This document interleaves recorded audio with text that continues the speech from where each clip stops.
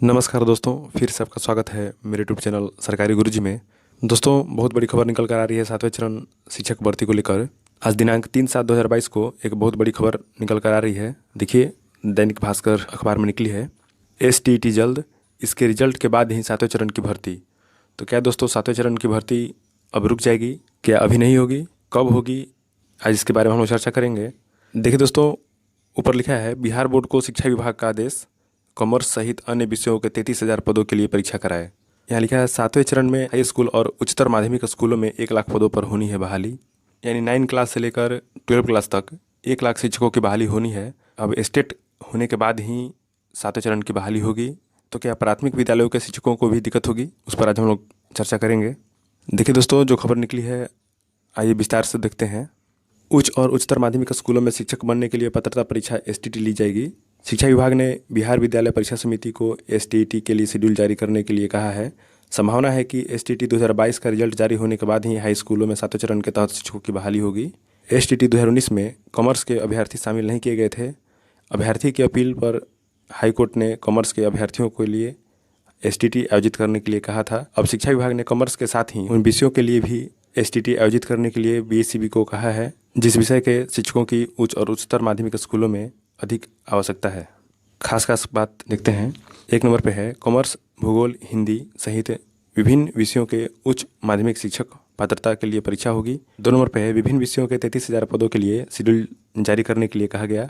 3 number पे है, इसके पहले STET 2019 ली गई थी। इसमें 30,675 मेरिट लिस्ट में और 52,000 क्वालिफाइड थे।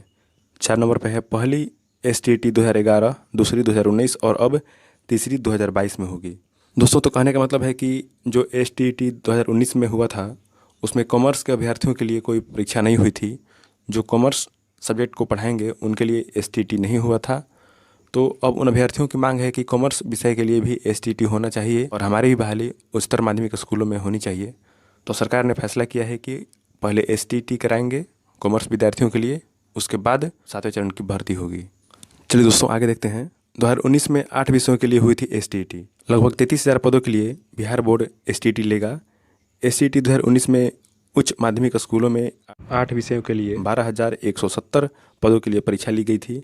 इसमें कॉमर्स, हिंदी, इतिहास, भूगोल, अर्थशास्त्र आदि विषय के लिए आवेदन ही नहीं लिए गए थे। अब आवश्यकता अनुसार इन विषयों के साथ ही गणित, विज्ञान आदि विषयों के लिए भी STET ली जाएगी। हाई स्कूल के लिए 7 विषयों में 25,270 पद के लिए STET हुई थी। STET 2019 में उच्च माध्यमिक स्कूलों के लिए 26,687 और माध्यमिक स्कूलों के लिए 53,715 अभ्यर्थी क्वालिफाइड हैं। परीक्षा में 1,78,577 अभ्यर्थी परीक्षा में शामिल हुए थे। बिहार विद्यालय परीक्षा समिति द्वारा 21 जून 2021 को STET का रिजल्ट जारी किया गया था, जिसमें मेरिट सूची के सफल के साथ ही qualified but not in merit भी दिया गया। STET 2019 के सफल सभी अभ्यर्थियों को समान मौका मिलेगा। STET 2011 में उत्तीर्ण अभ्यर्थी जिनके प्रमाण पत्र की मान्यता जून 2021 में समाप्त हो रही थी, इनकी पात्रता उम्र भर के लिए कर दी गई है। आगामी शिक्षक नियुक्ति प्रक्रिया में ये भी पात्र होंगे। आगे देखते हैं। 6ठे चरण की बहाली प्रक्रिया जल्द पूरी होगी। 9 और 10 के शिक्षक के लिए STET पेपर 1 के लिए संबंधित विषय में न्यूनतम 50% अंक के साथ स्नातक के साथ BEd होना जरूरी है। कक्षा 11 व 12 के शिक्षक के लिए STET पेपर 2 में संबंधित विषय में 50% अंक के साथ स्नातकोत्तर के साथ BEd होना चाहिए। SC, ST, EBC, BC और दिव्यांग के लिए 45% अंक स्नातक या स्नातकोत्तर के विषय में होना चाहिए। पिछली बार STET में सामान्य वर्ग के 50% अंक न्यूनतम उत्तीर्णता थी।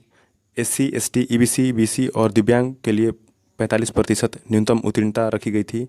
7वें चरण में हाई स्कूलों में लगभग 1 लाख शिक्षकों की बहाली होनी है। अभी विभाग ने माध्यमिक शिक्षक के 40,665 पद, उच्च माध्यमिक शिक्षक के 47,896 पद और कंप्यूटर शिक्षक के 1,000 रिक्त पदों को चिन्हित किया है। सभी जिलों से 31 दिसंबर 2022 तक रिटायर होने वाले शिक्षकों की सूची भी जून अंत तक माध्यमिक शिक्षा निदेशालय को मिल गई है। अब रिक्ति की फाइनल सूची तैयार की जा रही है।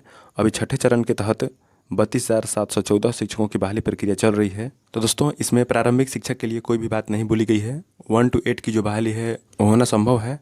और दोस्तों, जो BTET की जो खबर थी कि BTET होगी या नहीं होगी, तो उसके लिए भी खबर निकली है। प्रारंभिक स्कूलों में शिक्षकों के लिए BTET अभी नहीं। प्रारंभिक स्कूलों के लिए शिक्षक पात्रता परीक्षा BTET अभी नहीं ली जाएगी।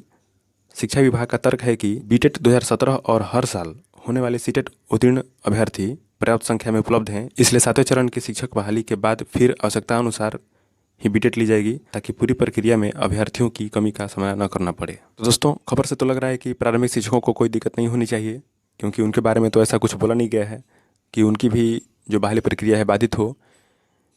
ये जो एस्टेट की बात हो रही है, तो एस्टेट से तो 1 to 8 के शिक्षक अभ्यर्थियों को कोई परेशानी नहीं होगी और ना ही इनको एस्टेट देना है, तो इनकी बहाली हो सकती है।